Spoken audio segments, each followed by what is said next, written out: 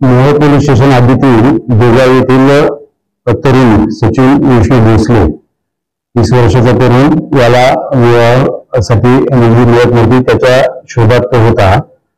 त्या दरम्यान त्याला एजंटचा कॉन्टॅक्ट नंबर मिळाला नांदेड येथील. त्या एजंटच्या मार्फतीने त्याने संपर्क साधला असता संभाजीनगरचे एक मुलीचं स्थळ त्याला मिळालं.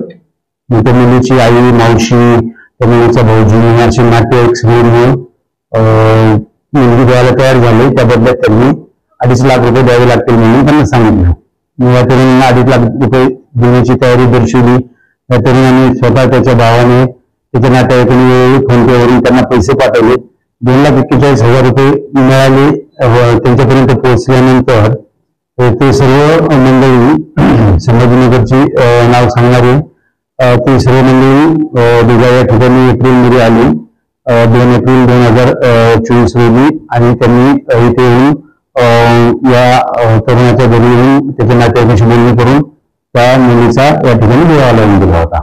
नंतर एक साधारण 8 ते 10 दिवसात म्हणजे 14 एप्रिलला त्या मुलीनं माहेरून हळदीचा कार्यक्रम आहे सांगितलं. तिच्या भाऊजी शैलेश म्हणून नाव सांगणाऱ्यानं फोन करून कळवलं होतं हळदीचा कार्यक्रम आहे आणि मुलीला माहेरी पाठवा म्हणून. मग त्या मुलीचा सासरा या तरुणाचा वडिलांनी तिला ट्रॅव्हल्स घेऊन गेले. अकोला या ठिकाणी गेल्यानंतर स्टेशनवर उतरल्यानंतर तिथे तो शैलेश भाऊजी तिला घ्यायला आला होता. नंतर मुलगी शौचालयाला जायचे सांगून त्या ठिकाणी गेली स्टेशनवरून आणि भाऊजी पण ती येत नाही लोकांनी तिला पाहण्यासाठी म्हणून निघून गेला.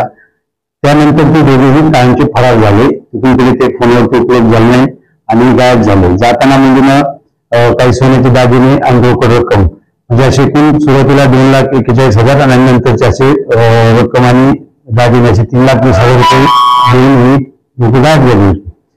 आणि मग भरपूर या बेळगावच्या मंडळींनी त्यांचा शोध घेतला परंतु ती लोक मिळून येत नव्हती.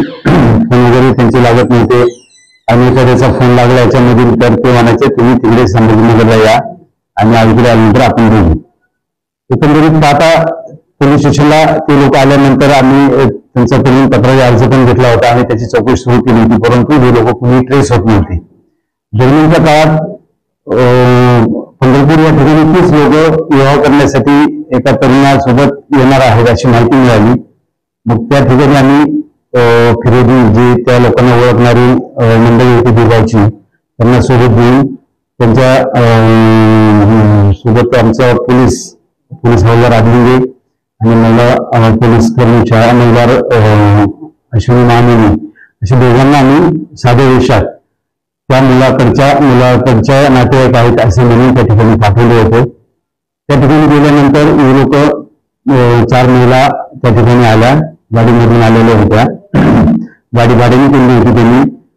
नंतर पंढरपूरला आले. तिथे भेट झाल्यानंतर हारपुरी वगैरे घेऊन मुलाकडच्या लोकांनी सांगितलं आपण पेमेंटला मंगल कार्यालयात जाऊ तिथे लग्न करू. आम्हाला त्यांना जवळ करायचं होतं. या ठिकाणी